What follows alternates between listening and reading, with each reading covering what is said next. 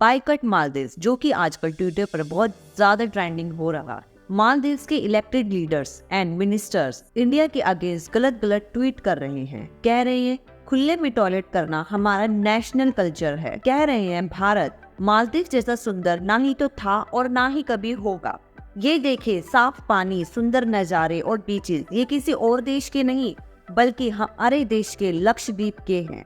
अभी हाल ही में लक्षद्वीप से हमारे प्रधानमंत्री के फोटो सोशल मीडिया पर बहुत ज्यादा वायरल हुई, जहां उन्होंने लक्षद्वीप के वाटर में स्नॉर्कलिंग की और लक्षद्वीप के और भी सुंदर और उसके डेवलपमेंट के लिए 1156 करोड़ रुपए। तो ये बात मालदीव की सरकार को क्यों चुभ रही है, जो कि वो सोशल मीडिया पर इतने गलत गलत कमेंट कर रहे हैं। और मैं आपको बता दूं, ये डॉलर्स नहीं है बल्कि खुद मिनिस्टर्स एंड पॉलिटिशियंस हैं। आखिर इनको भारत के डेवलपमेंट से क्या प्रॉब्लम है? ऐसा इसलिए कि लक्षद्वीप भारत के लिए इम्पोर्टेंट है और भारत के पास लक्षद्वीप होना मालदीव और चाइना जैसे देशों के लिए डेंजर है। अब मैं आपको बता दूं, आखिर मसला ये है कि अभी हाल ही में मालदीव में इलेक्शन हुए और मोहम्मद मिर्जू वहाँ के नए प्रेसिडेंट हैं और प्रेसिडेंट बनने के बाद वहाँ पर उन्होंने एक announcement, I will ensure that this country has no foreign military person on its soil, और इसी वादे के दम पर उन्होंने इलेक्शन भी जीता और अपने कंपेनियन को नाम भी दिया इंडिया आउट।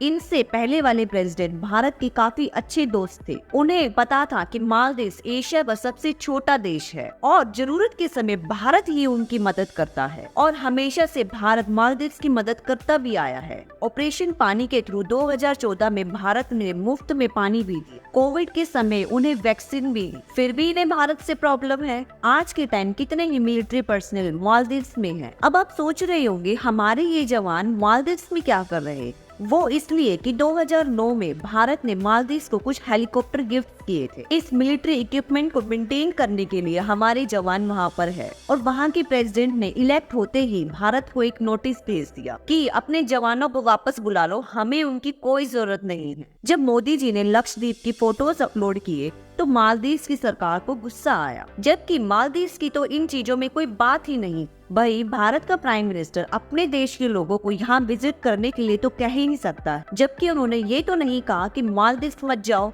उसके बाद बिना किसी रीजन के मालदीव इतने गंदे गंदे ट्वीट कर रहा है। फिर क्या था, हमारे देश के लोगों ने भी बॉयकट मालदीव कहना शुरू कर दिया। यहाँ तक कि फिल्म एक्टर एक्ट्रेस सबने बॉयकट मालदीव ट्वीट किया है, जबकि उनके घूमने फिरने के लिए मालदीव सबसे फर्स्ट डेस्टिनेशन रहा है। अब देखना ये है कि लोग इसको कितना फॉलो करते। देखिए टूरिस्ट इंडस्ट्री से जुड़े भानु प्रताप जी का इसके बारे में क्या कहना है। गुड ऑप्शन, ये बहुत ही सराहनीय है कि गवर्नमेंट ने इस पे ध्यान दिया, इसको ओपन करा and brand ambassador as a face prime minister को इस चीज पे लाया गया। So that is a big answer itself कि we have locations. India is always called a subtropical region. It's a subcontinent itself. यहाँ पे आपको पेड़ मिलेंगे, पानी मिलेगा, बादल मिलेंगे, आसमान मिलेगा, सब चीज मिलेगी आपको। आपको नॉर्थ में आप जाएंगे तो यू हैव माउंटेन्स, आप वेस्ट में आएंगे यू हैव डेजर्ट, ईस्ट में आप जाएंगे you have all the waterfalls, south में आप जाएंगे you have rain forest, you have everything over here. So इस चीज को डोमेस्टिक टूरिज्म को प्रमोट करना बहुत जरूरी है एंड अभी करा भी गया है। थोड़ा सा फ्लाइट फेयर्स में और पॉलिसीज में बेटरमेंट लाएंगे तो लोग शायद बाहर जाना मूव कम करेंगे। As we said, vocal for local एक कैंपेन चला था तो बहुत ही उम्दा चला था, उसमें थोड़ा सा ध्यान देने की और जरूरत है।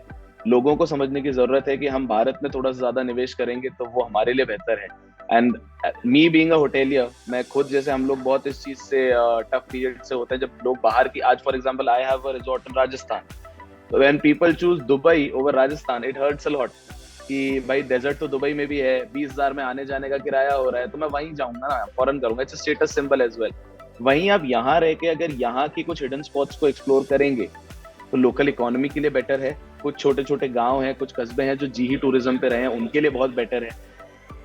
तो आई वुड अर्ज कि लोकल पीपल जितने भी हैं who are well off, they should travel domestic. Elect होने के बाद मालदीव का प्रेसिडेंट हमेशा पहले भारत आता है, लेकिन इस बार वो भारत ना आकर पहले टर्की गए और अब चाइना में जाएंगे। जबकि भारत से ही उन्हें सबसे ज्यादा फायदा होता। भारत उन्हें बिजनेस तो देता ही देता है, साथ में जरूरतमंद रिसोर्सेज भी देता है, फिर भी वो ये सारी बातें भूलकर चाइना की ओर झुक रहा। लेकिन अब भारत लक्षद्वीप में काफी पैसे इन्वेस्ट कर रहा है, बड़े बड़े प्रोजेक्ट्स ला रहा है, जिसमें ब्रॉडबैंड, पीने का पानी, फेरी सर्विसेज, इको टूरिज्म, ये सब ला रहा है। लेकिन हम लक्षद्वीप को डेवलप मालदीव को जवाब देने के लिए नहीं कर रहे। इसकी प्लानिंग बहुत पहले से हो रही, ताकि हमारे इंडियंस के लिए लक्षद्वीप मालदीव का एक अल्टरनेट बने, ताकि लोग गर्व से कहें ये है हमारा देश भारत। बात बस इतनी है कि ये तो चलो आपकी और हमारी मर्जी है कि हम जहाँ चाहें वहाँ घूम सकते, पर जिस देश के लोग इंडियन और कैंपेनियन करने वाले प्रेसिडेंट को चुन रहे हैं, वहाँ के ही लोगों को हम क्यों पैसे दें?